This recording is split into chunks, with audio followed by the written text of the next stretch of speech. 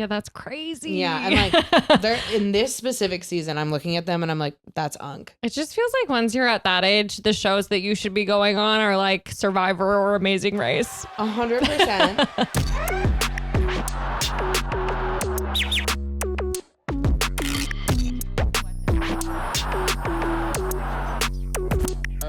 What is up, everybody? It's Sam, and we are back with another episode of Pessimistic at Best, the podcast, with returning guest. Hi. Friend of the pod. James, shut up. Don't be nervous. I'm nervous. I'll relax. I feel like it's your first podcast that I've had you on since you're a Chicago resident now. Yeah, the last time we did this was when we were hungover. We had blankies on. And we had blankies and it was fun and it was great. It was after karaoke. But it's a different vibe now. Oh my gosh, it was karaoke night. It was when we did karaoke and we did Linger. Totally, we kind of brought the house down. Yeah, we did. Do you like karaoke? I feel like your friend group is doing karaoke in a major way. They are, and I do like karaoke. We always sing the same song. Yeah. We always sing Linger by the Cranberries. I do not like to personally like solo karaoke. Yeah. I like attention, but I don't have whatever that theater kid thing is, the spotlight attention, that I don't have. Yeah. I don't have that like special disease. I feel the same. I also think it would help if I were better at singing. Maybe then I would really. Yeah, but I actually have really strong opinions about people who are good at singing who do karaoke. Right, it's not fair. There is one person that I won't name a name that I know who is a good singer, and he is here in this city and he's really good. But when he gets up to sing, it pisses me off. Yeah. It pisses me off. It's kind of not the point of karaoke. Yeah, it just like, this is for the people. Like, it's not about skill. It's about knowing how to get a party started. Like, your song choice is more important than anything. For sure. You want everybody to sing along. Seeing the crowd reaction. Yeah. And then I think I might know who it is, but you do know who it is. And it's funny because actually within that group there's two and they're adjacent. And there's the one that you're thinking of 100%. Yeah. Yeah. Sorry. That goes behind the paywall. It's James. Sorry. But yeah, people who get up and sing for real and well. And it's always like a very soulful song. Totally. It's a lot of Chris Stapleton. No one can compete. It's just like, it's not for you then. Totally. The last time I did karaoke, I was in, I believe it was River North. Okay. Oh, scary. And and we sang All the Things She Said, me and my friends. All the things she said. Yeah. All the things she said. Perfect karaoke song because it's 3 words. Totally. Like, it's so short and you just scream it and it's so good. But I called all the lesbians and queers to the front. 3 people. 3 people came.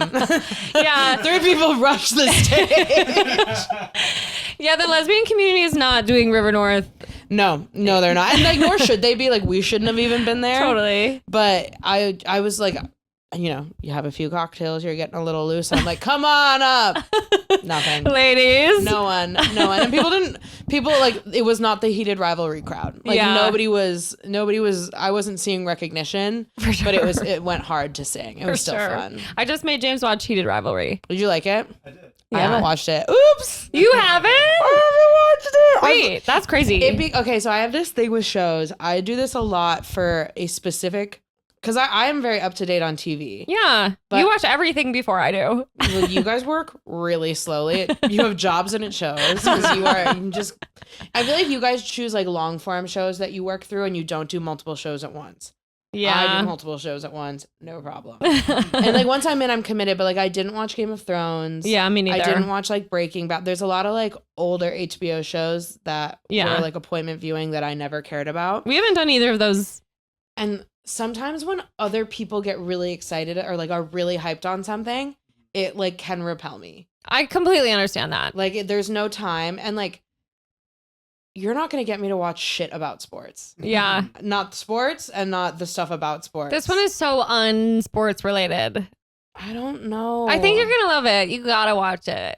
I don't have the time. It's too late. What I have to do is watch it in 2 or 3 years. This is like what I did with Girls.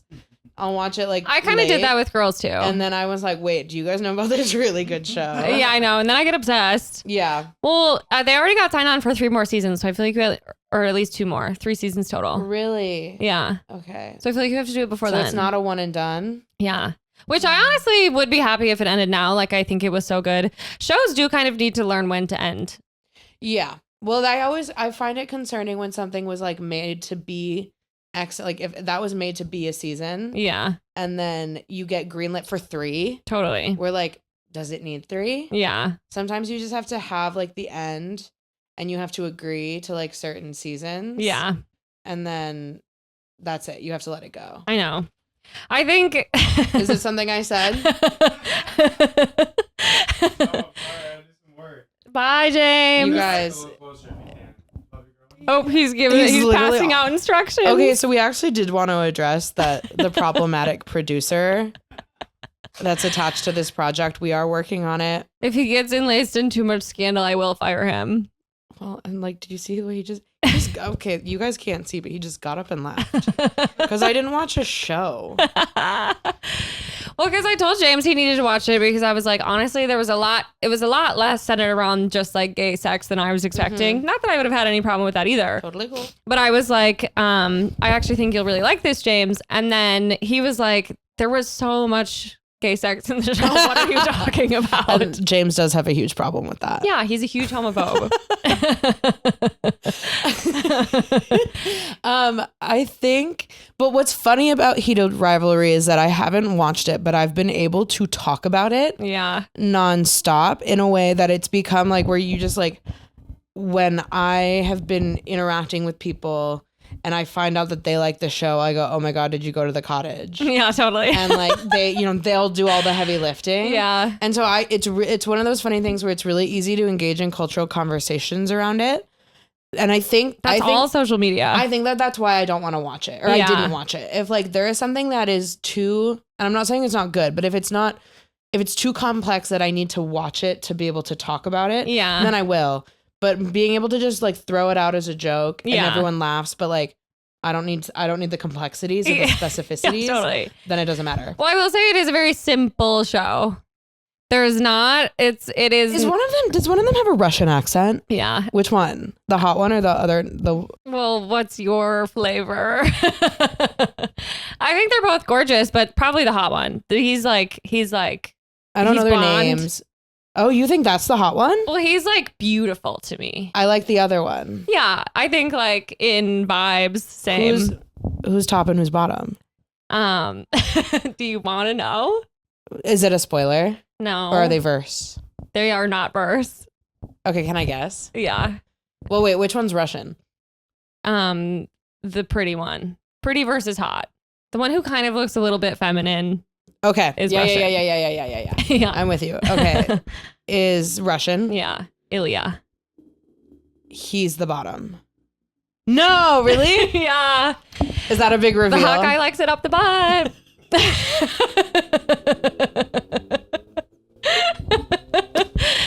So, something to consider. And that's awesome. It's awesome. That's good. Yeah. It's just one of those shows where like it's just kind of, it's very easy watch. Yeah. Yeah. I've become so reality TV pilled. Yeah. I've gone into I started watching Summer House start to finish. Yeah. I kind of want to do that, but I can't tell if I want to embark on that journey. To be honest, it's actually crazy juicy. Okay. Because like when somebody was, when it was happening, when it was unfolding during the time, I was a Vanderpump Rules person. Totally. And then I was like, okay, people living in a house, who cares? Yeah. There's enough personality disorders to go around that it doesn't matter. Yeah. And like the Hannah Burner seasons are really funny because like I know of her through comedy, obviously. Like same. I think, and like TikTok and stuff. Yeah, and like Giggly Squad and stuff. And then, but if you know her from the show, and I've heard like people say you don't like her if you know her from the show. Not her. Yeah, it's bad. Like she comes across looking crazy. Is it her or is it the edit or both? I think it's both. Like, and I think she's kind of said it was both. I think she has said like it was a bad time in her life. I believe that the people that she was up against, so the main guy is Kyle Cook. Okay. And his girlfriend / wife or / fiance / wife, Amanda Batula, they're like the main couple. And were they married on the show? They're married on the show. Okay. And like, what a crazy thing to do. Crazy. I mean, but that's the thing is like, in order for them to save their marriage, they'd probably have to take it off the show. And I think neither of them were willing to do that. Yeah. Like, that's where I'm like, okay, you should be divorced. Yeah. Then. And also like a major plot line, I think every season except for 2 or 3, especially once Amanda comes into the show, like legit full time, is them fighting. Yeah. And how much like how Kyle is horrible to her. Yeah. And it's really interesting because now like the reason I started watching it was because I found out that they got divorced. Yeah. And then I think everybody was kind of ready to give him the Tom Sandoval treatment. And like, she's not letting him, like, she's not letting the viewers tear him down. That's very interesting. And she should. Yeah. She really should. Especially because that has to be a show that has a majority female audience. 100%. And I think it's, I mean, on one hand, it's integrity. On the other hand, though, I do think that Amanda this actually might be a hot take. I think she's a really weak character. Okay. And I know she's not a character, she's a person, but this is all artifice, which is what makes it real, which is what makes her a character. Yeah. And she, like, it's been very easy for people to be like, the things she could do without Kyle. And now I'm very interested to see, like, now that you take Kyle out of the equation, like, what will she do? Okay. I think she's just one of those people that her identity is, like, very much wrapped up in her, like, romantic relationships. Sure. And, like, a man, because she, like, decided she wanted to be married and she wanted to be in New Jersey with kids. Yeah. And then he became a DJ. Like, it's perfect. It's nuts. So I really recommend it because there just is some really juicy, and like I skip seasons. I can tell you the seasons to go into and watch. How many of them are also famous now, or like is Hannah Berner and Paige? They're the breakout. Like, yeah. Paige DeSorbo is the main breakout star. Yeah. Because I think she's like, Hannah Berner's platform does not come from Summer House. Like, I didn't even know she was on it. Yeah. Until like later on. Yeah. But I think Paige DeSorbo is like the breakout star, which I'm sure like there are people who have been on it for longer. Yeah. Who are not.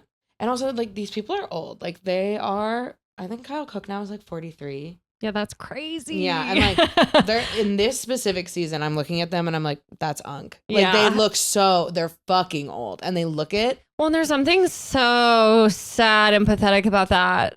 Well, and they bring in like every summer to mix it up and like to be in the mix. They bring in like new people, like friends of friends. Yeah, and that's always kind of to like see, and like everyone who's on the show except for the core, Amanda, Kyle, Carl, Lindsay, has been a friend brought in who does well crazy. And like creates a good storyline, and I think they get invited back and then eventually are like cemented in. And it just feels like once you're at that age, the shows that you should be going on are like Survivor or Amazing Race. 100%. And these people that they bring in are like 26. Yeah.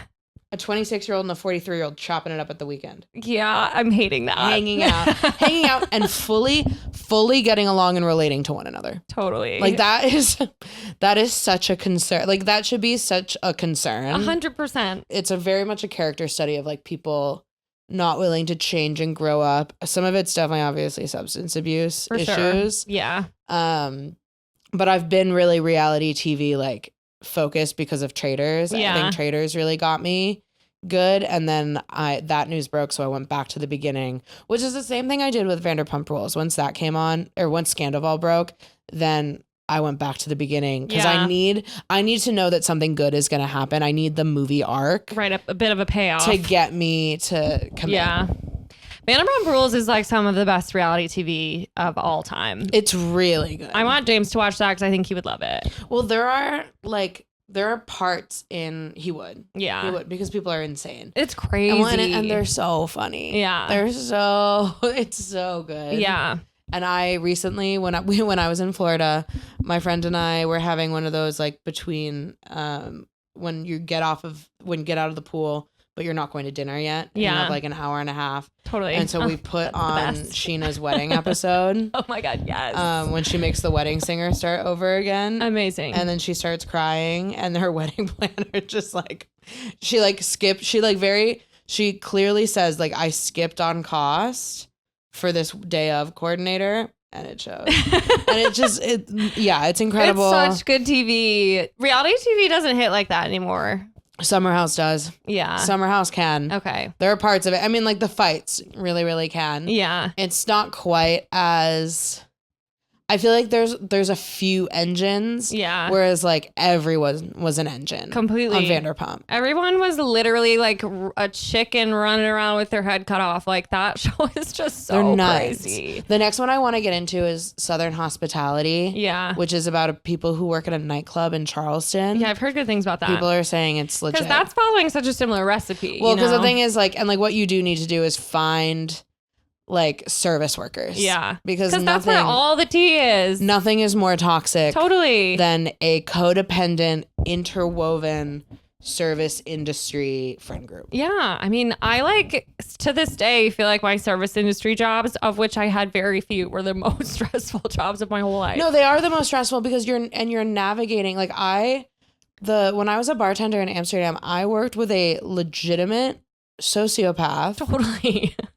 Okay, I had one coworker have a full psychotic break. Oh, awesome. Love you, Mark. Yes. Hope you're doing well. Totally. And then we had another coworker get fired for his because he was trying to start so many rumors. Oh my God. He started so many rumors at work, he got fired. That's crazy. Was he lying? Yes.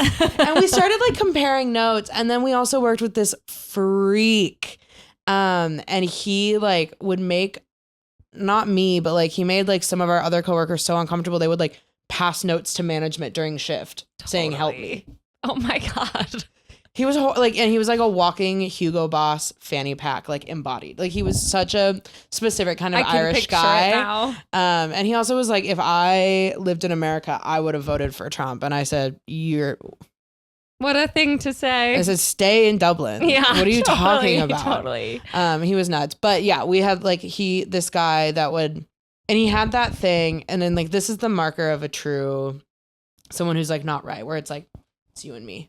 It's you and me against like all of this. Yeah, totally. And like, I don't know, like this is a part-time job. Yeah. And like what's really dark is Right. the amount of people I worked with too that would like quit their school. Yeah. Like everyone that I started working with like had this, it was the secondary thing to their primary thing. Sure. And it like sucks you in. Yeah. And like so many people, I know people who became investors. No way. Yeah. Yeah. And like it's working out for them. They're doing well. Yeah. But then, or like people who like started working at the bar like full time. I mean, I think it's hard because on the one hand, like, yes, it is quick, fast money and you can make a lot of it if you're good at your job. And like if the restaurant is popular or whatever, but it's also, yeah, I think it feels just so like, this is it. No, you get sucked into the world. Yeah. And like, especially because it was a bar, you get put on this like rhythm of working until 3, staying at the bar till 5, Totally. waking up at 12, going to work at 3:30 or 4. Yep. And like that's your rhythm. Yeah. And it cuts you, like it literally like cuts you off. Yeah, that's from so your true. support system of like just like your normal like duties. Yeah. And like that's why, me and I think my friends that I'm still friends with who worked in it, we had to like extricate ourselves and go somewhere else because it didn't. You can't like live a normal life. No. And especially too, like when it is something like a bar or even restaurants, I think this applies as well, where it's like, it's so easy to stay and hang out and have a drink after. Yeah. And everything's free. Right. Everything's cheap. And then it becomes this like you're drinking there, you're hanging out there. Yes. Like I also worked at a ping pong bar. No, you didn't. I did. Did I know that about you? Yeah. Okay. So you do because I was a barista at the cafe downstairs. Okay. And they owned that, and then there was a ping pong bar above us, and I Marty Supreme. Straight up, it's called Pong. Okay, it's called Pong. We had one of those by me in London. Yeah, and it was like, and so I would work upstairs sometimes if they needed it for like special events and stuff, and I worked there, and then at one point, so did my roommates, it was 4 of us, 3 of us worked there. No way. And so we drank there, we ate there, we hung out there. Like we were there all the time. And it was not a fun or cool place. No offense. I love it. It's awesome. If you're in town, go. But it's not. Yeah. Like, it's not it. Yeah. And so it was, I don't know. It was very interesting the way it like sucks you in and then leaving. I can say it now. Not that I robbed them blind, but like we used to take their croissants and their milk and their this. James, make sure you cut out my hesitation so I don't look like a loser. No, and I think that that's so normal. Like, I think when it cuts you off from your normal life in so many ways because you also feel like, okay, well, I don't need to go to the grocery store. I have work later. No, yeah. And then like I would eat there and it was, the menu doesn't change. Yeah. So it was the same thing over and over again. It's such a funny job. Yeah. But that was a really chill job. Yeah. Because it was next to a gym, so I could go to the gym. Oh, that's nice. And one time I came in and I came in early specifically to get the key, went to have a sauna. Nice. Forgot to lock the door. Someone came in, stole 3 iPads. No way. Sophia. Someone came in and stole 3 iPads. Not the iPads. And when I say someone, I do mean like a 16-year-old kid. For sure. Yeah. Well, because who else is going to take an iPad? No, straight up. When we did all the ordering. And I remember like coming back into my shift, working, everyone's running around being a little bit weird. And they're like, and because of their accents, I thought that they were saying Ivit, which is a type of beer that we sell by the bottle. And they're like, 3 Ivits are gone, 3 Ivits are gone. And I was like, guys, who cares? That's 9 euros. Yeah. I was like, and I said that to my boss. I said, you guys, it's 9 euros. I don't understand what the problem is. And then it was 3 iPads. But also you have to assume that those were probably iPads from 2016 or something. Oh, who's to say? All I know is that, and they were really nice about it because it was very obviously my fault, and they called like a group thing, and they're like, let's just all make sure we're doing that. Like nobody called me out specifically. They should have fired me. Yeah, totally. And they didn't. That's awesome. Yeah. Oh my God, I didn't remember the ping pong portion of that. Yeah, the ping pong part, and they had like a little karaoke room. Yeah. Which was also really funny because it was like you could go in there and do it, which was fun because it would just be you and your friends.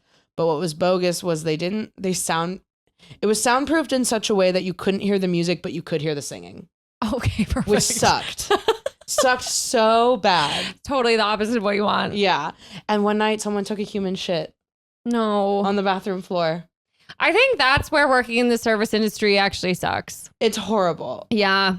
It's like, and it just, I felt so, I didn't have to clean it up obviously, but like, it was like our manager like looking at and just like made eye contact with the wrong person, was like, can you do the bathroom? Oh God. Well, I remember specifically when there was a woman, and I feel really bad for her because clearly she was just having a horrible, horrible day, but she ended up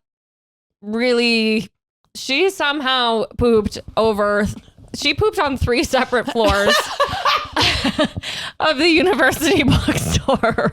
Oh my God, I do remember that. No, yeah. I really remember that. I think she was in a skirt and something must have been up with her tummy, and she started going to the bathroom on the first floor and then made it down to the mezzanine level, which is where I was at the time because I was covering for someone at the coffee cart. And then because our like public restrooms are all the way down in the textbook section. So she went all the way down there. And then all of a sudden I started to smell this horrible, horrible smell. And I was like, what is that? And one of my managers, of all the managers to find out about this too, it was Dwayne, scary guy. And he comes down by me and he was like, what is that? What's going on? And he was like, please pull up the cameras. So we're like on the computer looking at the security footage of this woman scurrying down the stairs and just a trail of shit. It was so crazy. They ended up finding, she like threw her underwear out in the bathroom down there. And like, and that girl was hey, this is gonna be good. And that girl was James. What I did this is the shitter. Yeah. Oh my God. So anyway, wishing her the That's best. so sad, James. And Sorry. like, imagine that would be so mortifying. No, I know. And as somebody who's been having tummy trouble, Yeah, totally. I know how easily it can happen to you. Catches you off guard. But that does seem extreme. It was like a color and smell that I have never really seen before. Was it like green? Yeah. And Yeah. like liquid. It's not for the faint of heart, but also in a bookstore. There's something about a bookstore that like is nothing sacred. I know. Is nothing safe. Oh, truly. Oh my God, James, you made me cry. That was so messed up. Okay, bye. Bye, James. You're gonna do what to the cats? I know this guy. Ew. Embroiled in scandal. He is always embroiled in a scandal. Have you guys figured out, have you launched on the pod what James's identity being stolen? Oh my God, no. Oh my God, Jake? Yeah. James, can we? Of course. Safe topic. Do you want to talk about it? Yeah, so so something really awesome is happening to James right now where Jake, 29, new to Wisconsin, makes music in his free time. Where there's somebody using his name and likeness to catfish people on, I believe it's for sure on Tinder and also awesomely Facebook dating. He's on Facebook dating? Yes. That's really interesting. Yeah. So and we don't know who it is. They're picking some really interesting pictures of him too. That's like, okay, clearly you know him well enough to go through the Instagram. Yeah. Is that where the photos come from? They come from Instagram? Some of them might even be on mine. No, the one, I mean, we've only seen one, and it was on mine. You have posted that picture? Yeah. Haven't I? Like it might has to have be both. someone who knows you. For sure. And also Jake and James, not a coincidence. Yeah, that's pretty literally. funny. There's too much of an offshoot. Yeah. I did have to ask James just to be safe, like, are you unhappy in our relationship? Is this you? No, I was gonna be like, did you go through his phone? But it's too public. Well, it would have been a crazy way because he's the one who brought it up. So But by the way, wouldn't that be the way? Mastermind. If you weaved a web a little too much and you didn't know what to do, you'd have to go, wait, guys? Oh my God, guys? That would have been you. so that's something awesome that's happening. How are you feeling about it? It's weird for sure. Doesn't it feel funky? Yeah, I don't like it. I wish that the person had spoken to them. I wish whoever has alerted you to it Yeah. Oh, had, like over like- text? had like messaged them and like talk. Like I wish we had more data to work off of, I know. like what they're saying to people. For For sure. sure. Like, do you have game or not so much? Yeah, Sure.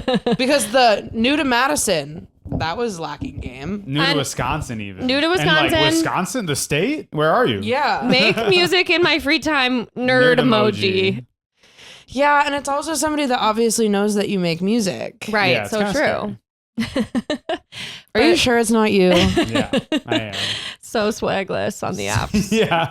I lose all my swag. You think I'm going to lose all my swag the moment I touch the apps? Would you lose? I mean, I think a lot of people lose a lot of swag when the minute they get on a dating app. Like Well, over there is text in something general, sort yeah. of inherently There's something swagless. swagless. I mean, about like the that's why they're so. But then people try to compensate by like a dating profile is not a bid for connection, is what they would call it in the emotions industry. Okay. But it's like a chance to flex on them. Like everybody wants to be as funny and like ironic as possible. For sure. And in a way that can actually be so niche that like if I was dating men and I put a Bravo quote in my dating profile, Yeah.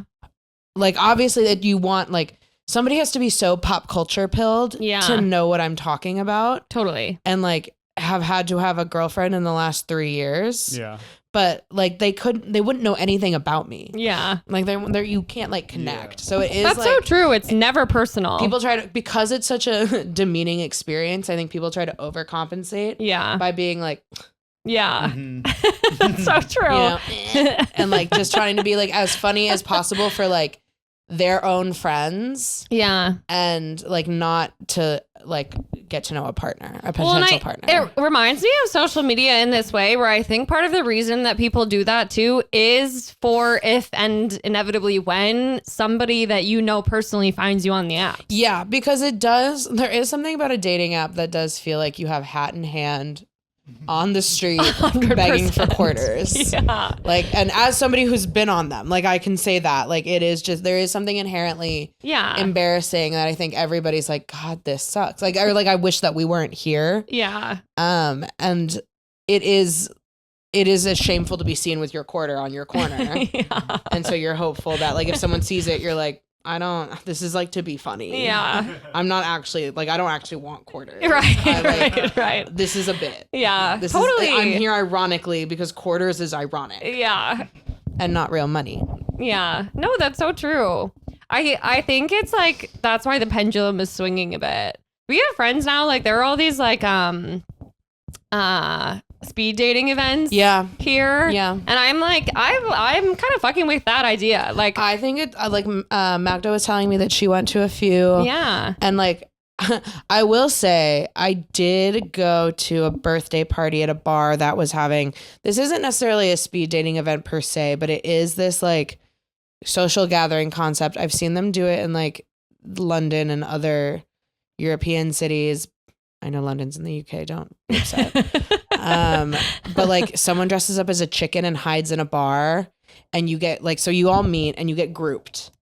And then one person is a chicken and like everyone pays to one be a of part those it. people. One just like maybe it's the event organizer. Oh, okay. I don't know. I've never done it. Okay. But I've seen it. I know one person who has done it and I've seen it on the internet.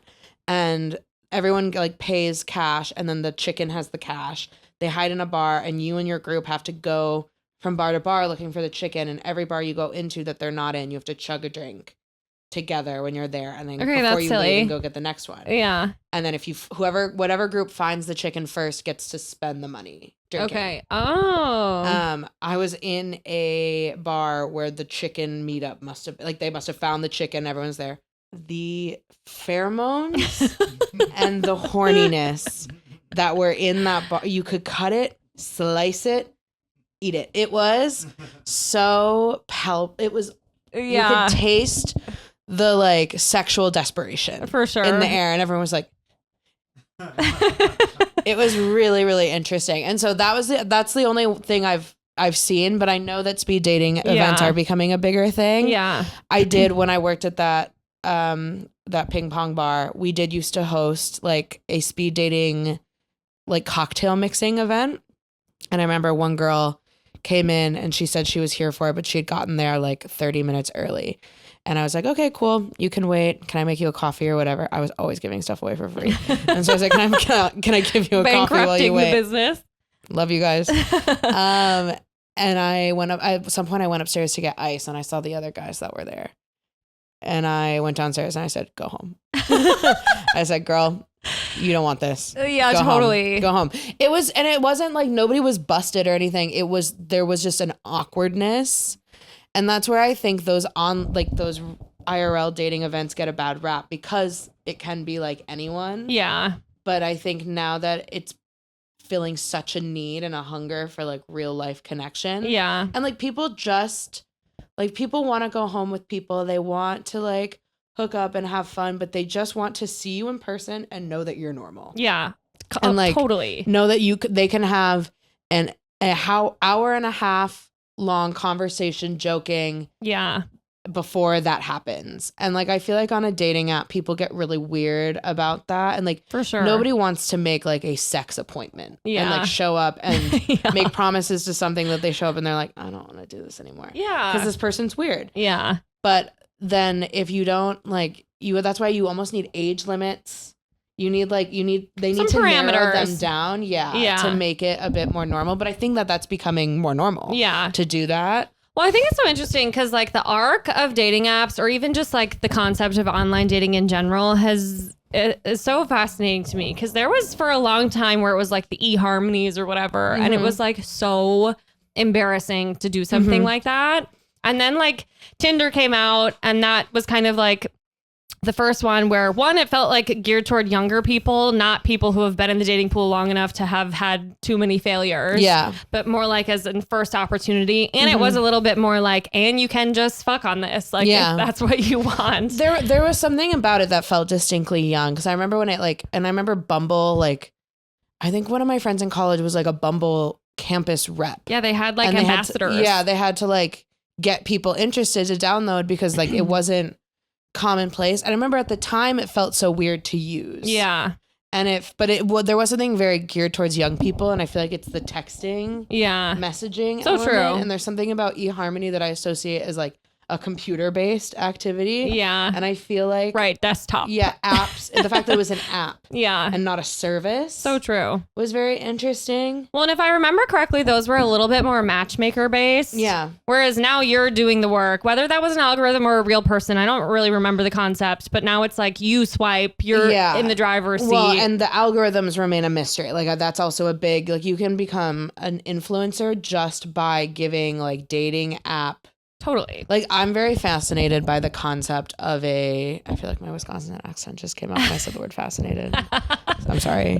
Fascinated by, like a dating app, a dating influencer in general, because like what constitutes success? Right. And once you have the boyfriend or whatever, what then? But like, what is success in dating? Is it getting a boyfriend? Because that could be somebody who's gone on like one date in their whole life potentially. Well, and to me, it feels like, okay, now your whole shtick is up. Your niche is gone. Well, then you have to transition to a couples influencer. Yeah, so true. You have to like, you have to come full circle and become like my boyfriend. Which then is also so interesting because you kind of have to think within that mindset of like, oh, you have to find somebody who's comfortable creating content with you. And I remember when I used to like ask some of my guy friends, I used to be like, would that bother you? And they all said no, which I think is not true. Yeah, totally. Like people are so weird about influencers and like the work that they do, and myself included, like, you know, there's a big debate on if their work is work, right? And like the labor that goes into it. But like if you're on a date, I guess, and someone's filming at the table, that would be weird. But I guess they don't do that. They go to the bathroom. Yeah, totally. And they give like an update. And that's where I'm always, there's something about it where I'm like, where are the friends? I know. Where is like the, you know, like, I think it's going really well. Yeah, totally. And like there's always the classic like I'm going on my get ready with me for my fifth date. Fifth date. And I'm just like at that point like you're a boyfriend and girlfriend and we don't care. It goes on to a point that I think is really interesting because then also like somebody who dates a lot has a lot of dating practice and experience, but does that mean you're successful if it doesn't materialize? Well, because people who create that kind of content like tip it's smart for the dates that are flops because those are going to be the juiciest anyway. Yeah. And then at least you get to turn a flop into a bit of a slay. Mm-hmm. But at the same time, like when you have a good date, okay, boring. But I do feel like then but thing is you have to be corny as fuck about it. And then people will like, they'll be like, you have to come in inherently earnest, close the door and be like, he's the one. No, and like they do that. They do 100% do that. And it just is very funny to me because then I've seen a lot of them get into this arc where they'll date someone a very normal amount of time for casual dating, which is like 3 or 4 months. And then like something will happen. Yeah. And then you have to announce that to the world. And I think that is where like people need to be careful. No, totally. Because it's not embarrassing, but that sucks. It sucks so bad. Yeah. And I think that like even having to, because you wouldn't necessarily even have to, put a label on something like that yet. But because you've been so forward with it on your socials, you feel like you owe it to like this group of strangers. Or that person finds your TikTok. Yeah, so true. Like, it's funny because like when I started dating John, I could have done that. He would never have found it. Yeah, so he would true. never know. He would so never true. have known.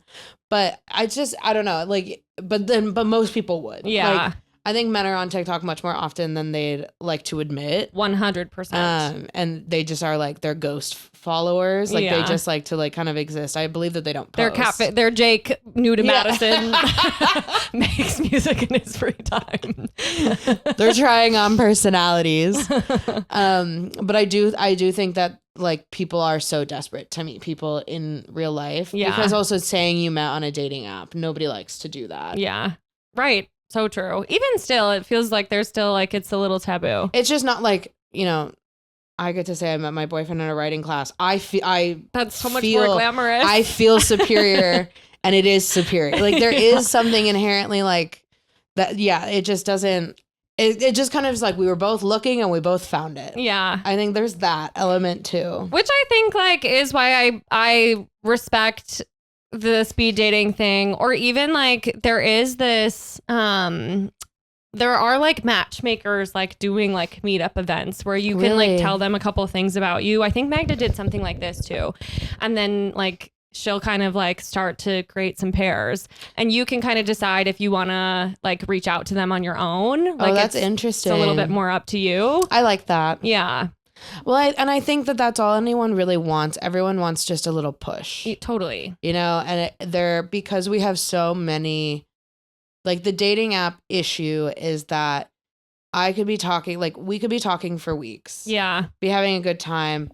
Inevitably, it will lull. Yeah. A little bit. And then nobody wants to text forever. Instead of sitting through that lull and like breaking through and getting to know the person on a deeper level, there's now, you can just do it again. Infinite numbers, seemingly in your phone where you could just reignite that spark for sure and text every day and every night for 2 weeks straight and like feel this crazy emotional bond with no actual vulnerability. Yeah. And then people like can repeat that. For sure. And so they want it's an that addiction. like whittled down. Yeah. And I think it like can prey if you're a certain type of person with a certain type of emotional like not issues, but things you have to navigate that we all have. Yeah. It can really exacerbate some of those things. Like if you're somebody with commitment issues totally. or like are always wondering if the grass is greener somewhere else, which I think a lot of people probably feel. Yeah. That it like preys on that feeling because it feels so much easier to find out. Yeah. And there is always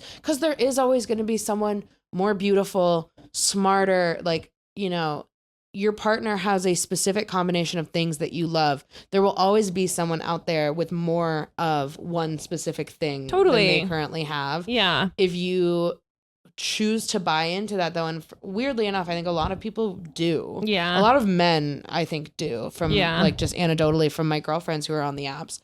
And then you can... I lost my train of thought.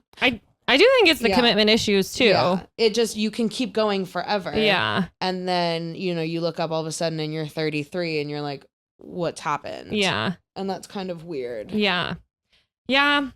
It's crazy out there. Yeah. And there's a lot of bad advice too. I think there's a lot of like people peddle a lot of really funny, and like there's the whole, people now are going on TikTok and like roasting people's profiles. Yeah. And like, right, no one is safe. Yeah, and like nobody, like no, they're there. I know they're there. Like, there's something that feels so mean about that too. I completely agree. And sometimes it's funny. Yeah. Sometimes people have funny answers. Sometimes people have crazy answers. I believe for men and for women both, there are people who there's like a certain type of person. Wrigleyville person that like has the same kind of like there's a basicness in both genders that you will see replicated on the apps over and over again, but like for sure people are going to recycle the jokes. They're gonna talk about tequila, they're gonna talk about espresso martinis, they're gonna talk about like dogs, I don't know, normie shit. Yeah, right, Jake? what did you put on your profile? We didn't get to see much of it.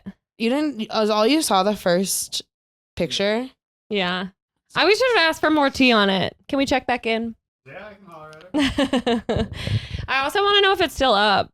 Because, like, what happens? People just report it and then what? Right. And also, like, a story only makes it to so many people. Do you think you got any hotties? I don't know. I hope Jake's pulling, but also I fucking hate Jake. So well, and he's using my cat. Yeah, that part is like something like that. It honestly like feels. You might personal. be pulling because you know music and cats. Right. Right. Okay. Well, we should get into your good bad ugly because I could sit here and chat with you all day. Okay. You're right. Hold on. Which one do I start with? Good. Okay. You're not going to like it. You might not like it either. Okay, I'm ready. Okay, my good is stealing from big box grocery stores. Okay. Let's talk about it. Let's talk about it. Yeah, I did it for years. I think I knew this about you. I did it for years. Yeah. I don't really do it anymore. I'm more scared of it in America. Yeah. Than, I mean, yeah, surveillance state. Yeah. And like, they just kind of, America has the energy of like, they're going to get you for that box of blueberries. Yeah. Whereas my roommates and I don't want to implicate anyone, but we had a system of like, I had a max, I would pay $10 per grocery. That's crazy. And so I'd scan one thing, put the other thing there. And they're not allowed to film you the way that they do here. Okay. That really helps. Yeah, that helps. But they do have someone come so they have random checks and they come through and they go through your bag. And the thing, it's just one of the things, you do it over and over again and you lose the fear. Yeah. And so I'd like go through the bag and they'd be like, you didn't scan this. And I go, oh my God. Like, what are they going to do? You know? And like, they're not losing. These chains don't need your money. Well, it's also like that employee is not being personally affected by you taking the box of blueberries. 100%. And if my local grocery store is going to employ a 12-year-old, I'm stealing from that 12-year-old. Why did you think I wasn't going to like that? You just seem like you'd be moral about it. I had a friend, my friend Ben, it used to really bother him. He really didn't like it. He really was like, that's bad. And I think his argument was that like, you don't need to do it. And I remember being like, yeah, I do. But it was also because like, could we have kept it tight and have been fine? But like we wanted top shelf. It's like they don't need to charge that much. I wanted top shelf goat cheese. I wanted chevroux. And you should especially have if it's like a big, Yeah. if it's like a big store, a big name. I don't. Yeah, care. it's all chains. Yeah. Well, and then and for my 27th birthday, I said it to your dad. I said, I've been stealing groceries for years. And he said, what? And I was like, never mind. We were in Madrid. Yeah, it was when you and I took edibles in the bathroom. Totally. Do you remember? And we Yes. were at that restaurant. I just remember. And I was like, yeah, I've been stealing for years. That's so funny. And he said, okay. First of all, I specifically remember taking those edibles and then just kind of looking around, and it was Spanish all around us. And then all these fluorescent lights are on, and it's me, you, your friends from Spain, my parents, And Christine. And I was just like, I think I need to go to the bathroom and do some deep breaths. Yeah, it was a lot. And like also I think I wasn't prepared for like how hard they were gonna hit. And for the folks at home, when you're in Spain, you know that a restaurant's gonna go dummy stupid if the font on the menu is this big. Totally. The lights are fluorescent and you're sitting and eating on a barrel. Yep. That is Perfect. And like their sign of respect when they like food is they throw the napkins on the floor. It's nasty. And it was I didn't know that. Yeah, that's how you know it's good. Interesting. They're like, it's actually, I don't know where it comes from and I don't know why they do it, but I know it's a thing. Wow. And I just remember feeling loose and feeling open. In that moment, I was turning 27. My whole life was opening up before me. All my friends were together. It was beautiful. And I admitted to your dad that I was stealing my groceries. And I thought in that moment. Did he seem accepting? He seemed like he didn't want to talk about it. Totally. He seemed like, okay. Keep that one to yourself. Yeah, like, and so that's when I was like, okay, this isn't something I can share with a lot of people. It's not something everyone can know about. I went through a stealing phase. I think I'm just a bit earlier than yours. So you stole at the normal age. Yeah. When people steal, which is like in high school. Yeah. And I couldn't do it. I was stealing in high school and a little bit like early college. And it hit me 26 years old. Totally. When it was like no longer acceptable to do it. And had I gotten caught, it would have been horrible. Yeah. But I saw an article that like was talking about the reason it made me think of doing this specific one was that there's this like thing about like upper class white people stealing from Whole Foods. Okay, totally. And like people in our age demographic. And I was like, wait, so I have an opportunity to do it here? Because I'm interested. Yeah. And it became like a, not pathological, but at one point I got caught, not like caught, but they were like, you have enough stuff here that you clearly didn't scan. You have to go through the regular checkout. That was the punishment. So I did that. And I couldn't let them get everything. I still stole a bouquet of flowers. I just kept them in my hand the whole time. And I paid for it. I I don't know what it was. Yeah. It was something about Totally. sticking it to the man. Totally, especially like while you're being mid punishment. Yeah. Yeah. That's so funny. No, I think I support it because one, it doesn't need to cost that much. Two, like the only people that is ultimately affecting are they already have so much money. Exactly. It doesn't matter. Everything costs more than it should. At the time, it wasn't even like that. Like the inflation was, this is like even 3 years ago. Yeah. So it was bad, but it was like we were talking about it was bad then. Should see it now. Yeah, 100%. And I also lived somewhere significantly cheaper than it is here. And it felt so good. And I miss it every day. I think that if I could steal from like a Target, I totally would. Now I'm just too scared of it. I did steal a toner from Target 6 months ago to feel something. I've stolen from them a bit, but we know, Yeah. you can get caught. There's Target is scary. Don't steal from them. Yeah. They're really they're really surveilling you. Well, and we have a couple of friends who've gotten in trouble at the Kohl's. We do. They're still probably hanging up on the wall to this day. Yeah. Yeah. We have a few friends banned from a few different corporations. Totally.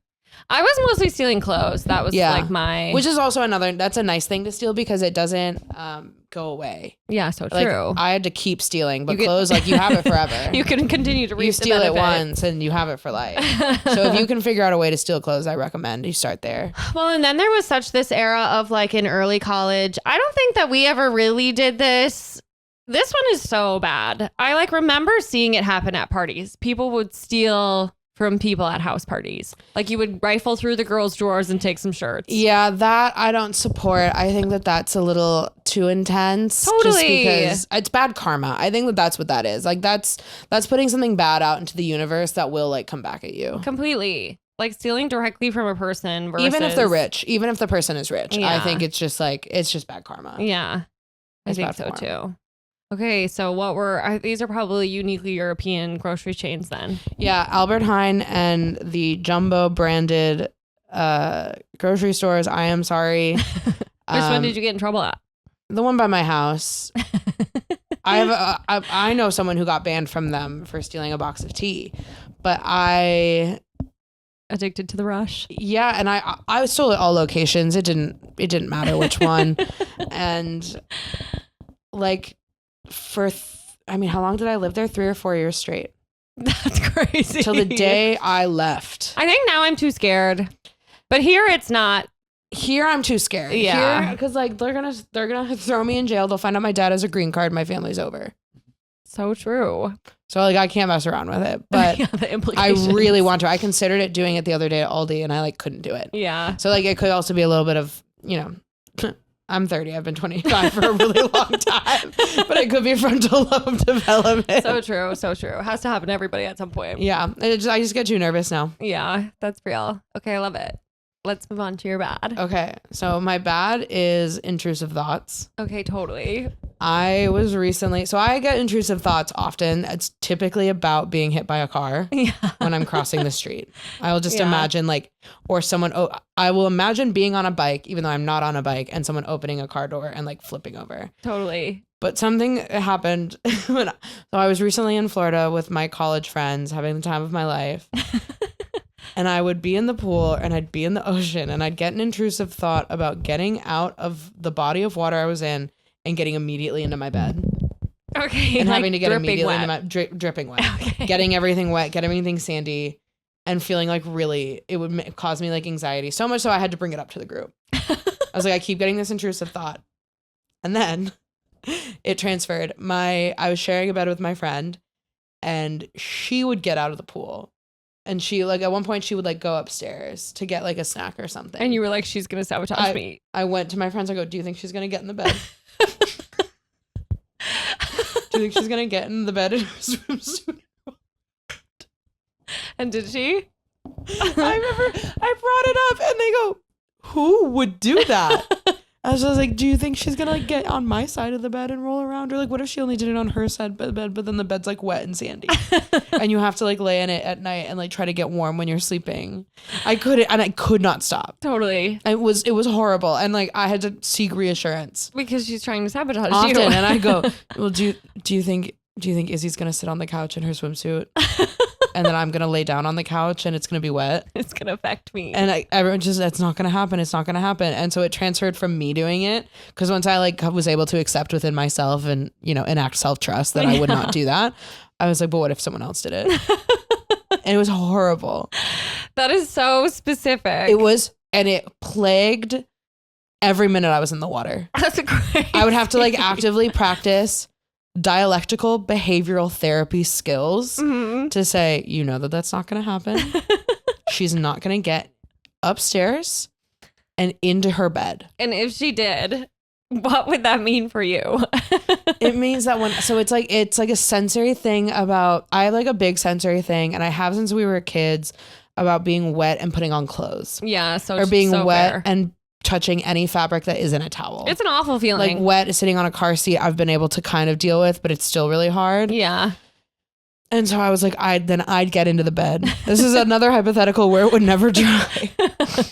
Right, of course. And I would get into the bed and it would be wet and sandy. Yeah. And then I wouldn't be able to get out and I'd have to sleep in it. And that's when I was like, maybe the medication is not working. Yeah, so fair, so fair.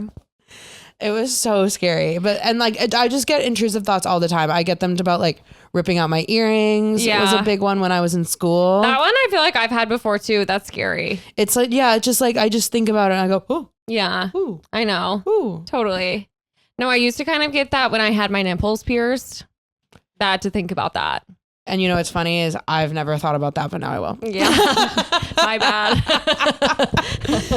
New one unlocked. Yeah. No, sometimes I get that with like if I feel like my fake teeth, they're never loose. But if I feel them loose at all, like I want to just yank them out. Yeah. Yes. Which I literally don't want to do. I have it about my toes falling off or perhaps being like cut off. I get it like when I'm cooking about like cutting off fingers. Yeah, I get that one. It's like it's really maladaptive. It's really not realistic. None of these scenarios have ever come true. Yeah. It's just my like fear about a sensory nightmare. Yeah. Yeah, so fair. It just continues on. I just love that you were like, okay, I know I'm not going to do it, but it could be any of I know, you. and the fact that I like was bringing it up to multiple people on the trip, being like, "Do you think Allison's gonna get in the bed in her swimsuit?" And like that, like everyone had to say, "No, she's not gonna do that." Who would do that? Nobody wants to be in bed in their swimsuit. It's also very reminiscent to me of like, there was something about being in Florida with my friends from college that really brought back like spring break college. Yeah. When everything was disgusting and like you would just be like 8 people in a room. Yep. And there was no quality of life. Yeah. And so that is like, maybe then they would have done it. And so like maybe it was something like about the heat and the friends and like something. Yeah, transported to another time and place. Yeah, it was a big sensory issue. It ruined your time in the water? I was able to like enjoy my time in the water, but I had to actively be like, we're not thinking that right now. I do kind of think that if anybody was going to do that anywhere, Florida would be the state. They're as weird as they sound. Like nobody is normal there. Yeah. And every time we were at the Publix getting pub subs, which I highly recommend. Hell really yeah. good. Get the Italian. I do miss the Publix. That's like the only time I have been there is literally college spring break. Yeah, and it's so good. It's so good. And I was in line at the Publix talking about how I also used to steal from IKEA. You did? Yeah. That's awesome. A lot. And that was like huge pieces of furniture. bigger box items for sure. I'm kind of impressed with like your. My friend was really into it at the time, and so she would like kind of do it on my behalf. Yeah. And so she stole like more of the bigger things for me. So like I had this really gorgeous desk chair for a long time. That was from her. Because I think so many amazing things about you, but I don't feel like sneaky or stealthy is usually the first words I'm that not. come to I'm not mind. low key, but that's the thing is I'm able to kind of be like, wait, what? Yeah. You know, and like you can kind of play dumb American pretty easily, and like I can play that very easily, and it got me out of a lot of dumb shit that I would be doing often. And so I would like, you know, you put the big thing on the bottom in the shopping cart. Like it's all about plausible deniability. Yeah. And then go from there. Or like just like you scan, you know, you're buying 13 things and you scan 9 of them. Yeah. like there is an honest mistake in there. Yeah. And I think. And so I was talking about that and some guy in front of us, and everyone talks really quietly in Florida. He just goes, "That's genius." I thought he was on the phone, and he goes, "I've never thought about doing that for my IKEA, but that's just really genius." You just put it on the bottom cart. You just walk right out, huh? Okay, support. And I was like, yeah. And he's like, wow, that's so smart. And that's the reaction you wanted from my dad. Yes, Jeff. Yes, Jeff, it was. So that's my bad. Okay, let's do ugly. And then my ugly is kind of, we talked about this a little bit before, but it's people who don't believe in magic. Okay, yes. I want to talk about this. Yeah. So I was at a magic show this weekend, and it really got me thinking about how it is not about what happens. It is about how something happens. So true. And like people are very small thinkers and they want say the quiet part out loud. They think small and they want to put others in their small thinking box. And they only think something is really well done if there's no possible way they can imagine it have happened. Yeah. You know, we're like, I know that when a magician is doing his magic trick, he's not actually making a magic card disappear or reappear out of thin air. Totally. And it's, you know, somebody who's like, I know how they did that. Yeah. Like, it's in their hand. It's because they're cupping their hand. Like, but when they went like this, did they not make you briefly think, well, where would it go? No, right. And also that's kind of the whole point of going to a magic show is to suspend your belief. I would argue art in general. And it's like people with movies are like this, where like the plot was too predictable. It's not about like, yes, like how many endings could there possibly be? Yeah. That's how we get a movie like Begonia. Okay. If it goes too crazy. Yeah, totally. So true. It's not which I actually really liked Begonia, but it's not about like an ending that's going to shock you, never been done before twist. It's about how they pull it off and how they're able to like get you there and how they can implement the twist. Like, you know, when you're watching a thriller, there will be a twist. Yeah. You know, you can tell when you're reading a book and they're asserting certain details over and over again that it's like, okay, well, yeah. All signs point to. Every, like something, if you're telling me something's 100% true, that's going to be the thing you want to play with. Yeah. And people being like, well, I saw it coming. I knew it was going to be like, you don't believe in magic. Yeah. So true. It's an ugly thing to do because it's just go on the journey and be delighted when at their approach to this, to revealing whatever it is. However, the person who read minds,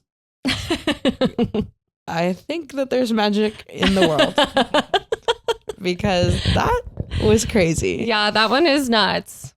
Well, and it's just, I don't know, like I watched like one of my best friend's brothers he's now a working magician, Christian Manal. Can I plug him? Heck yeah. Christian Manal, you can follow him. He's really, really good. And like, it's just, he's probably been doing this, I'm going to say like conservatively 5 years, you know, and he's really good. And I can imagine he also has gotten significantly better. And then he opened and then the guy came on after him, and that guy's been doing it for like 30 years. Yeah. And there was something just really beautiful about seeing like the difference between like when you just do the craft. Like, no, there's no magician school. Yeah. There's magician classes, but like it's an art that you practice over and over and over again. Yeah. And like you get better. And it's just like seeing the like progression between a career magician and someone who's starting their career. It was really beautiful. And then, you know, you've got people in the crowd that are like, well, you know, that it's because they're keeping it in their sleep. Well, and how boring to be the person who's like, I want to figure out the secret. Yeah, to just like it is an artistry and it's an art form, and you just why are you trying to dismantle it? And like, don't go into it looking for the plot hole. Like when you're watching a movie, being like, I'm like not being immersed, and I guess that's also can be a marker of a bad movie where you cannot be immersed. Yeah. So you're looking for the thing. Yeah. But I think some people are always like, they want to be right so badly that they want to deconstruct something more than they want to experience it. Yeah, and so it's true. Ugly. Yeah. And you just let yourself be taken, like when they're shuffling the cards and they're doing it in this beautiful way. And yeah, that's the thing you're supposed to look at so that they can slip the thing and do whatever. And that's what sleight of hand is. And that's what's beautiful. And that's what I was trying to perfect when I was stealing. But it's so cool. And it's just so lame to want to be right so badly. Yeah. That you want to pick apart. Uncover the secret. And act. Yeah. Because like that's the magic. Yeah. And it's actually all we have. Yeah. So true. What else is there? What else is there, James? I am kind of just loving how moved you were by the magic show. And it started at Izzy's wedding. She also had her brother perform at her wedding. And I think that was the first time that I was like, oh my God. I believe in magic. Magic is real. Magic is here in front of me. Totally. And like this person just something from nothing. Yeah. Like that was just so incredible. And I have found beauty in magic. And I'm so moved. That's gorgeous to me. And it I really think is. anyone, if you're having a wedding in 2026, hire a magician, stop the band. Do the unexpected. Do table magic at your wedding. Wow your guests. Give them something they can remember and take home, and it won't be your vows. You're not writers. Make it a magician. It's going to be the career magician. It's going to be the career magician doing table magic who's learning everyone's names. They're funny. Like being funny is part of their act. Yeah. I think that's what's so cool about magic is it's comedy, it's theater. It was it was just like, I know it's all artifice, but it was the realest thing I've ever seen. Yeah. That's why I want to know about hypnotism because like I said, we were chatting at dinner, the only magic show I've ever been to, there was a hypnosis section, and I swear either everyone is really good actors or and that's not possible. Yeah. It's the same thing with the mind reader and how do you guess the girl's birthday and how do you get the numbers in there? Like the name of her first crush. Yeah. First crush, birthday. It was nuts. Yeah. It just is like whatever thing, like they are attuned to something. Like that is what clairvoyancy, astrologers, which hoping to see one soon. Psychics, like there are people that are tapped in. Yeah. And like artists are too. Like they're tapped into something finer. Yeah. That the average person, I don't think you're born with it. I think you practice tapping in. Yeah. And the average person does not put in that practice, which is so fine. true. That's life. But that's why you're in the audience section at the magic show. That's what makes it the closest thing to magic. So true. And so I've turned my ugly into a positive, but if you're that person, that's a fugly train. You should stop. Right. And like, why buy the ticket? Why buy the ticket? Because people want to be right. Yeah. People, and like, or like, your wife buys the ticket and you are so grumpy old man. You're going to ruin it for everybody. Yeah. And you want to like believe that everything could be so explained. It's like a really like. That you're better than magic. Yeah. It's like the kind of like, I don't know if you've ever, maybe it's because I was in grad school where I would encounter some of the most annoying atheists who were like very self-proclaimed and self-righteous. And I'm not a religious person by any means, but they're just like, well, Yeah. Where it's just like, yeah, okay, we all know. Yeah. Like, well, and the problem is some people don't know. I will admit. Okay, some people don't know. Yeah. But like most average people are like, well, they just need this thing to believe in. And it'd be fun if it was true. It might be true. It might not. We don't have a lot of evidence to either or. Yeah. I know people would say that that's not true, but don't come for me in the comments. Yeah. No, and I think it's like just let people sort of believe what they're going to believe. Yeah. To a certain degree. Well, and like, again, you go into like, imagine if I went into a play and I just kept like, it's not real. Yeah, these are costumes. Not that. That's not his real name. Like, yeah, okay, like you can do that, but like, what's the point? Right. You're a loser bitch if you do that. Like, it's so boring. And yeah, it just nobody should do that. Yeah. No, I completely agree. Fuck those people. Do you have good, bads, and uglies? Are you going to give them to me? Oh. No, it's just you, girl. Okay, but I do girl. have one more question for you. What? Is your hater mode activated today? Yeah. Always. My hater mode stays on. I was born a hater. I am a lover. I as you just saw, I love magic. But there's nothing wrong with dissecting something and critical thinking, which sounds contradictory to what I just said. Not about magic or live performance. But yeah, my hater mode stays. James? It's activated for James, like always. It kind of is. I'm like a isn't it? heat-seeking missile for James to be a hater. Jake, easy to hate that guy. Jake. Yeah, my hater mode is activated. I would say the times that it's not activated is when I'm at a magic show. No, totally.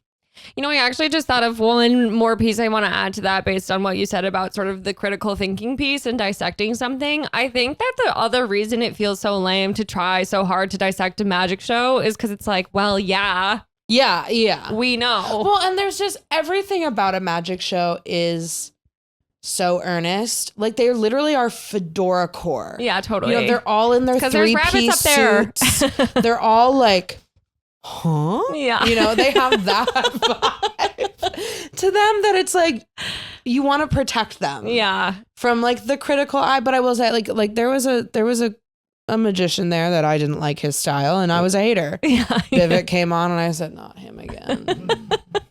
Okay. Right. You kind of have to find your own flavor, your own Yeah. lane. Is your hater mode activated today? Always, girl.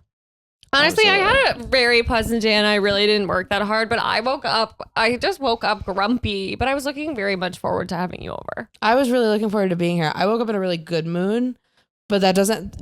Being happy, being in a good mood, none of that has to do with being a hater. Yeah, that's true. You have to separate. Okay, a hater can be in a bad mood. No, wait. James, cut this out so I look smart. All haters, whatever. Anyway.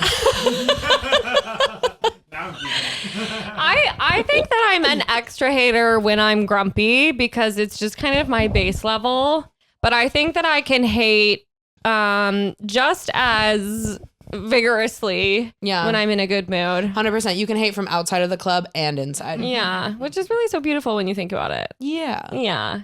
People who are, if you're afraid of nuance and you're afraid of the color variety of life, you're not welcome that's here. fine.